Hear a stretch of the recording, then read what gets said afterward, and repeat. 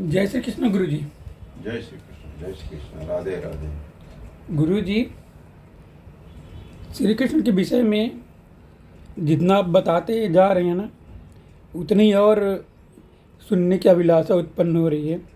कृपया हमें विस्तार से बताएं श्री कृष्ण के जन्म और उनके कार्य और उद्देश्य और उसके परिणाम स्वरूप क्या हुआ। कृपया हमें बताने का कष्ट करें। हरे कृष्ण। ओ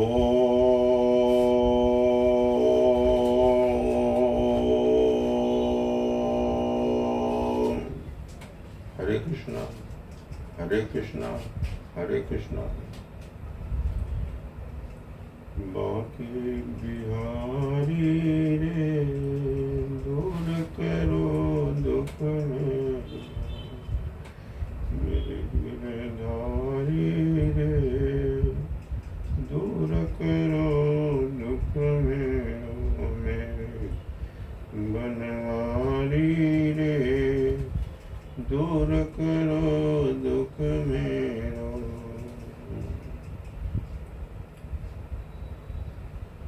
महाभारत का युद्ध खत्म हो गया।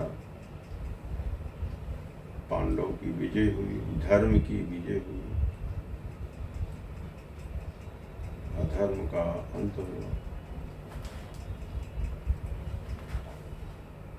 तो इसका अगर आध्यात्मिक अर्थ लें तो अपने शरीर में ही पांडव और कौरव दोनों। इसलिए पहले श्लोक में कहा गया है कि जो गीता का पहला श्लोक उपजा है जो भगवान श्री कृष्ण के मुख से,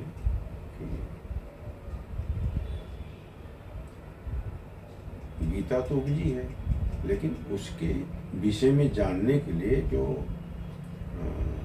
धृतराष्ट्र के पास में संजय बैठा था। संजय, धृतराष्ट्र तो अंधे थे और संजय को शक्ति थी, दूरदृष्टि, दूर श्रवण। तो दूर की दृष्टि देख सकता था, सुन सकता था। तो संजय को वशिष्ठ से आशीर्वाद मिला हुआ था। तो संजय को अपॉइंट किया गया। धृतराष्ट्र बोले कि हमको वहाँ का देखना है और सुनना है। तो संजय बता रहे थे। तो पहला ही में धृतराष्ट्र पूछ रहे थे संजय से कि धर्म क्षेत्रे कुरुक्षेत्रे समवेत्ता युयुष माम का पांडवाश्चैव किंग कुर्वत। संजय माम का पांडवाश्चैव, पांडव और मेरी बीच में जो कुछ हो रहा है उसके पीछे बताओ। तो माम का इसका अर्थ ही हुआ कि वो भी अहंकार में, खुद अहंकार के वशीभूत है। वो अंधा हो गया है। अंधा तो है ही, लेकिन अहंकार से और डबल अंधा हो गया। तो युद्ध समाप्त हो गया, धर्म की विजय हुई, अधर्म का अंत हुआ। धर्म क्षेत्र कुरुक्षेत्र, ये अपना शरीर ही इसमें दोनों है। तो जब धर्म का सोच आती है, पॉजिटिव सोच आती है, तो समझो कि धर्म क्षेत्र है। और जब उसमें नए मतलब विकार सोच आता है, गंदे विचार आने लगते हैं, तो समझो कि वो अधर्म है, कुरुक्षेत्र हो। तो महाभारत खत्म हो गया है। युधिष्ठिर हस्तिनापुर के राजा बने, सम्राट बने, और उनके चारों भाई युवराज बने। माँ कुंती राजमाता बनी। तो खत्म हो गया है। और अभिमन्यु खत्म हो गए हैं। अभिमन्यु की पत्नी उत्तरा है। उत्तरा के पेट में गर्भ था। उस गर्भ की युद्ध के समय में भी ऐसा बाण चला था उधर से अश्वत्थामा का, जो गर्भ को भी जाके खत्म कर सकता था। तो भगवान श्री कृष्ण उत्तरा के घर में जाके उस बच्चे को बचाया। अगर वो बच्चा बचता नहीं तो पांडव का वंश आगे चल नहीं सकता था। देखिए कितनी बड़ी दैविक शक्ति और कितना बड़ा जो है योजना है, कैसे आगे चले। तो युद्ध खत्म हो गया है, सभी इकट्ठे हैं पांडवों के परिवार के। तो भगवान श्री कृष्ण ने कहा हमें जाना है द्वारिका। तो युद्ध खत्म हो गया। तो अब उसी समय बात आई कि कुंती भगवान श्री कृष्ण की बुआ थी। बुआ कैसे कि उग्रसेन भगवान श्री कृष्ण के ग्रैंडफादर दादा थे। तो वसुदेव उनके बेटे थे। तो वसुदेव के पुत्र हैं भगवान श्री कृष्ण, और उग्रसेन की बेटी थी ये कुंती, जिनका की बचपन का नाम प्रथा था। ये कई बहनें थी। तो राजा भोज वहां आए। उग्रसेन क्या कहा कि आपके यहाँ तो बहुत पुत्रियां, एक हमको दे दीजिए। उनको पुत्री थी नहीं। तो कुंती को कहा कि प्रथा को हमें आप दीजिए। तो प्रथा को उन्होंने लिया अपने यहाँ के, उनका पालन पोषण किया, बड़ी हुई। बाद में जाके उन्होंने उसका नाम कुंती रख दिया। अब देखिए कि उस समय औरतों का, फीमेल्स का, औरतों का कितनी इज्जत थी, कितनी मर्यादा थी, कितनी चाहत थी कि उनको पुत्री नहीं थी तो पुत्री उनको चाहिए था। अब आज देखिए कहीं कहीं सुनने में आता है कि पुत्रियां कई हो रही है तो कितना दुख होता है परिवार में। कहीं कहीं तो बहुत कुछ हो रहा है, कैसे हो गया अभी उस विषय पर नहीं जाना है। तो कुंती जो है भगवान श्री कृष्ण की बुआ थी। तो कुंती भगवान श्री कृष्ण के बचपन से लेके उस समय तक इतनी बड़ी उसकी साधना थी, समझदारी थी कि उसको यह पता चली गया कि भगवान श्री कृष्ण परम ब्रह्म है, ईश्वर हैं, जगदीश्वर हैं। वो बार बार कहती थी कृष्ण तुम तो जगदीश्वर हो, भगवान हो, परमात्मा हो। तो अब कृष्ण बोलते अरे बुआ क्या बोलती हो, मैं तुम्हारा बेटा हूं, भतीजा हूं, वो भी भाइयों में सबसे छोटा, ऐसा क्यों बोल रही हो। लेकिन यह तर्क दोनों में चलते ही रहा। अंत में भगवान को जब वहां से द्वारिका जाना था, भगवान ने अंत में स्वीकार कर लिया कि हाँ मैं जगदीश्वर हूं, परम। अब परम ब्रह्म सामने खड़ा है तो लोगों की चाहत तो बढ़ी जाएगी। तो कुंती ने कहा कि अब तो आप तुमको वरदान देना है। अब तो तूने मान लिया ना, पहले मानते ही नहीं थे मैं जगदीश्वर हूं, नहीं हूं, मैं असाधारण हूं, तुम्हारा भतीजा हूं। अब तुम स्वीकार कर लिए तो तुम्हें वरदान देना पड़ेगा। तो पहले पुत्रों की बारी आई, युधिष्ठिर की बारी आई। भाई आप बड़े भैया आपको क्या चाहिए। युधिष्ठिर देख रहे हैं, आंख से आंसू गिरा, सोच रहे हैं कि अरे इस कन्हैया के साथ, कृष्ण के साथ, द्वारकाधीश के साथ इतना समय बीता, कभी ये महसूस ही नहीं हुआ कि भगवान हमारे साथ में है। होता था लेकिन फिर भी भुलावा आ जाता था, पर्दा पड़ जाता था। जैसे धूल पड़ जाए वो मिरर पर तो कम दिखे, ऐसे हो जाता था बीच बीच में। वो भी इनकी लीला रही होगी। तो भगवान उन्होंने कहा कि हमें यही वरदान दो कि मैं सत्य का साथ हर समय पकड़े रहूं, सत्य मुझसे छूटे नहीं, ये प्रभु हमको वरदान दे। उन्होंने कहा यो सत्य आपके साथ में हर समय रहेगा। फिर भीम की बात आई। भीम ने कहा हमें आप वरदान दे दो कि हम हर समय आपकी याद करते हैं, आप हमारे दिल से कभी भी निकलो नहीं। फिर अर्जुन की बात आई। अर्जुन ने कहा आप सखा स्वरूप में आप हमारे साथ हर समय रहो और हमको और कुछ नहीं चाहिए। नकुल और सहदेव ने अपना भक्ति मांगा, सेवा भाव, हर समय मैं आपकी सेवा में रहूं। फिर हो गया। तो फिर सुभद्रा की बात आ गई। श्री कृष्ण की बहन थी। फिर कृष्ण सुभद्रा की तरफ देखे, सुभद्रा की तरफ से सुभद्रा की आंखों में हर्ष, लगातार आंसू बह रहे हैं। अरे जगदीश्वर हमारे साथ में खड़ा।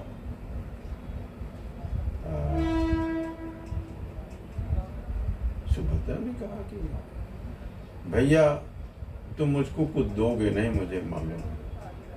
कहा नहीं नहीं, वो बात है ही नहीं, मांगो, क्या इच्छा मांगो, क्या चाहिए तुमको। सुभद्रा ने कहा कि हमको तुम्हारी भक्ति चाहिए। अरे कृष्ण देखने लगे ऊपर से, क्या मांग रही हो, अभी तुम्हारी उम्र ही क्या है। ये बताओ कि जन्म जन्म बचपन से लेके बुढ़ापे तक तपस्या करते हैं, सन्यासी हो जाते हैं, दिन रात तपस्या कर रहे हैं, साधना में है, उनका जो है उनको भक्ति मिलना, उस जब इतना करने के बाद जो उम्र हो जाती है तब ये सब वरदान मांगा जाता। अभी तुम्हें सब मांग क्या रही हो। उन्होंने जिद किया नहीं हमको भक्ति चाहिए। लास्ट अंत में भगवान श्री कृष्ण ने उनको कहा ठीक है तुमको भक्ति है। तो श्री कृष्ण औरों को भाइयों के साथ में बुआ के तरफ देख के मुस्कराए कि आप लोगों को मालूम है हमारी बहन है, बहन और क्या मांगेगी मुझसे। देखो सीख है, यह सीख है कि हर बहनें अपने भैया से प्यार ही मांगे। अब आश्चर्य की बात है तो अभी तो कितने बहनें अपने भाइयों के ऊपर कोर्ट में केस कर दिया हुआ है। अरे वाह, हमारा शास्त्र, सनातन धर्म के जो शास्त्र हैं क्या सीख हमको देते हैं। अरे भाइयों बहनों, सज्जनों, देवियों, समझने की कोशिश करो। अपना परिवार सुखमय बनाना है, अपना जीवन सुखमय बनाना है, शास्त्रों का सहारा लो। क्या गाइडेंस है। अब समझोगे नहीं, दूसरे वीडियो में लगे रहोगे, ताम झाम में, डिस्को खिसको निस्को उसमें लगे रहते, बुद्धि कहाँ से आएगी। झगड़े बढ़ते रहेंगे, ईर्ष्या बढ़ती रहेगी, समस्याएं। वो देखो महाभारत में क्या हुआ, अहंकार और ईर्ष्या के नाते महाभारत हो गया। अरे समझने की कोशिश करो भाई। 5 गांव ही दे दिए होते अगर एक कौरव दुर्योधन, तो झगड़े ही नहीं होते। भगवान श्री कृष्ण तो लास्ट में 5 गांव पर अराजी हो चुके थे और ये भी कहा कि जो मैं यहाँ से वादा करके जाऊंगा, पांडव समझो कि मान लिए हैं, वादा करके जा रहा हूं। लेकिन उसने माना नहीं, सुई की नोक तक देने के लिए राजी नहीं हुआ था वो। तो सुभद्रा के बाद फिर कुंती की बारी आई। कुंती ने कहा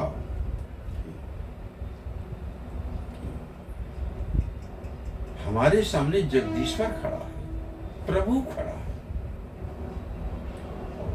सोचने लगी, कहने लगी कि दुख ही दुख पड़ा है पूरे लाइफ में। लच्छागृह में हमारे बच्चों को मारने की कोशिश की गई, भीम को जहर पिला दिया गया, 12 वर्ष का वनवास रहा, हर समय दुख दुख दुख में ही हम रहे। प्रभु जगदीश्वर कृष्ण केशव जो भी कर दीजिए, तुमने हम लोगों का साथ छोड़ा नहीं। इसका यह अर्थ मैं निकाल रही हूं कि जब दुखी रहूंगी तभी जो है तुम हमारे साथ में रहोगे। तो मैं झोली फैला के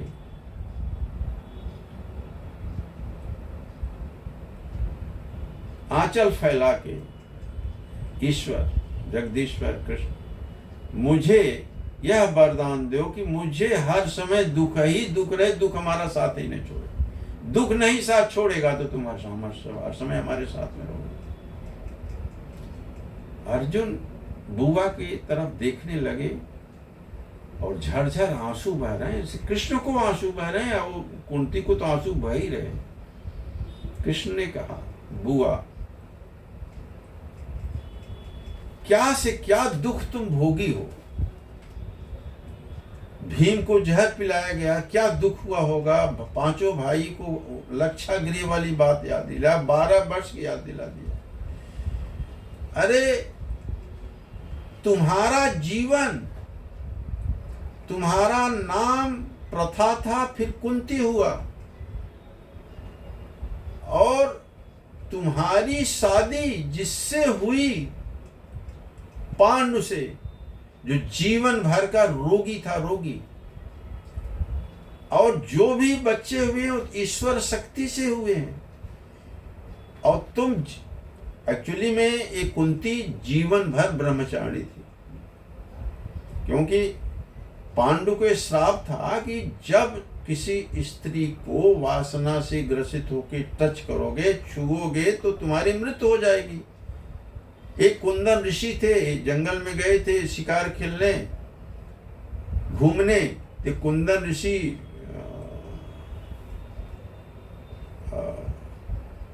भेष बना के, हिरण का वेश, हिरणी के वेश में बना थे। तीनों ने अपना बाण मारा तो कुंदन ऋषि सही रूप में आ गए। तो ऋषि ने श्राप दिया था कि जाओ, जैसे ही वासना की वशीभूत होकर किसी भी स्त्री को तुम छुओगे तो तुम्हारा प्रारंभ हो जाएगा। तो एक जीवन भर ऐसी थे, और अंत में माद्री के साथ में उन्होंने ऐसा उस दृष्टि से वो किया, छुआ, तो अंत में उनका प्रारंभ हो गया था। तो और बीमार, ये जो पांडु थे हर समय बीमार थे, बीमारी थी उनको। तो कृष्ण ने कहा, बुआ, तुम्हारी शादी ऐसे पुरुष से हुई कि जीवन भर तुमको कैसे रहना पड़ा। अरे वो तो छोड़ो, तुम्हारे सामने तुम्हारी बहू, पुत्र बहू द्रौपदी का लज्जा गई, चीर हरण हो रहा था, क्या से क्या नहीं हुआ, वो गिड़गिड़ाई थी, रोई थी, उसमें भीष्म पितामह भी कुछ साथ नहीं दिए। तो बुआ, तुम्हें क्या मांग रही हो, पूरा जीवन तुमने दुख भोगा है, आज तुम्हारा बेटा राजा है, राजा, 5 तुम्हारे और बेटे युवराज हैं, तुम राजमाता हो और तुम दुख मांग रही हो। तो कुंती से नीचे किया, आंसू गिर रहे हैं। अंत में भगवान श्री कृष्ण ने कुंती को भक्ति का आशीर्वाद दिया। तो देने के बाद इच्छा हुई कि भीष्म पितामह बाण की सैया पर पड़े हुए हैं, क्योंकि उनकी इच्छा मृत्यु थी। उसमें ऐसा समय था कि उस समय अगर मृत्यु होती तो उनको जो मोक्ष मिलना चाहिए, नहीं, इसलिए वो सैया पर पड़े रहे। तो कृष्ण ने कहा कि चलिए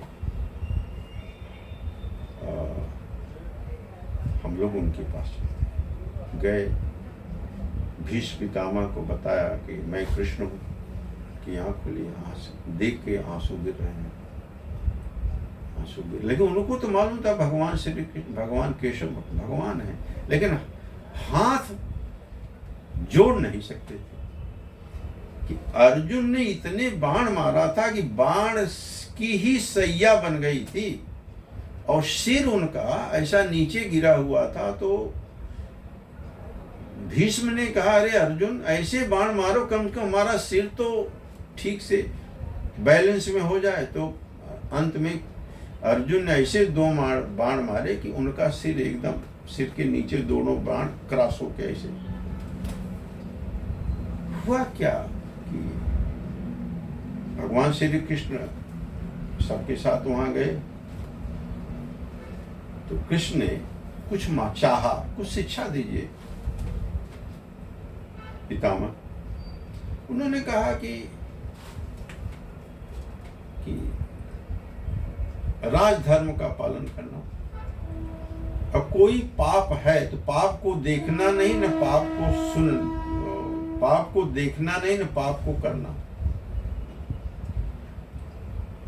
तो बगल में द्रौपदी खड़ी थी, मुस्करा दिया। उसकी मुस्कराती जितने लोग थे उसकी तरफ दूसरी भावना से देख रहे, मुस्करा रही है, पितामह सैया पर पड़े मुस्करा रही।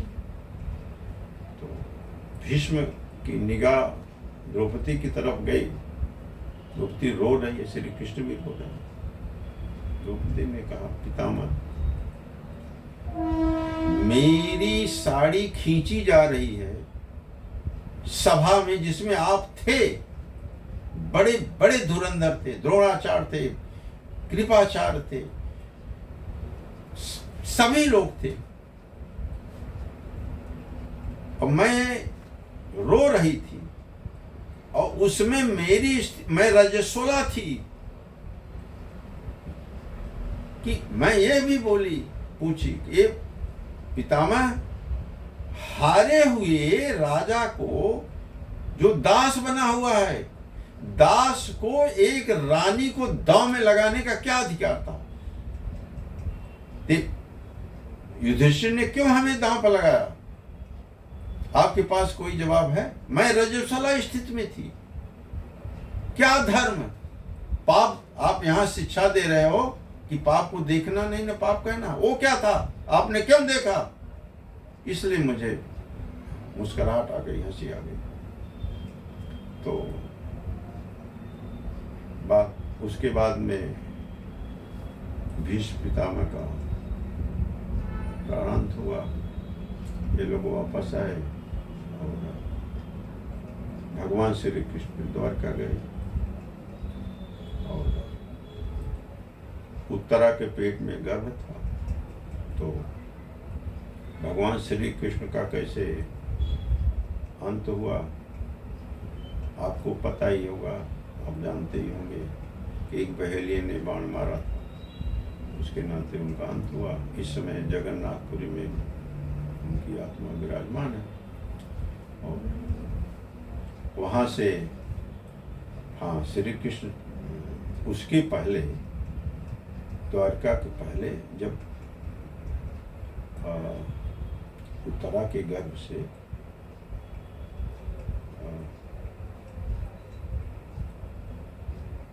बच्चा पैदा हुआ, परीक्षित। तो कृष्ण आए थे, देखा, अब परीक्षित पहचान गया। पहले तो दूर से देखता रहा, वो आदमी कहाँ है, वो कौन है जो अंदर आया था हमें बचाने के लिए, वो कौन है, कौन है? जब श्री कृष्ण दिखाई पड़े, इसीलिए परीक्षित का मतलब देखना, परीक्षित का नाम पड़ा। तो आगे बातें फिर परीक्षित के बाद में परीक्षित को 4 बेटे हुए थे। सबसे बड़े बेटे का नाम जन्मेजय था, और फिर उसके बाद में जो श्रीमद् भागवत की बातें चलती हैं उसमें आती है बात, सब इसके विषय में हम बाद में बातें करेंगे। और बस यहीं हम विराम देते हैं, फिर आगे वीडियो हम बातें करेंगे।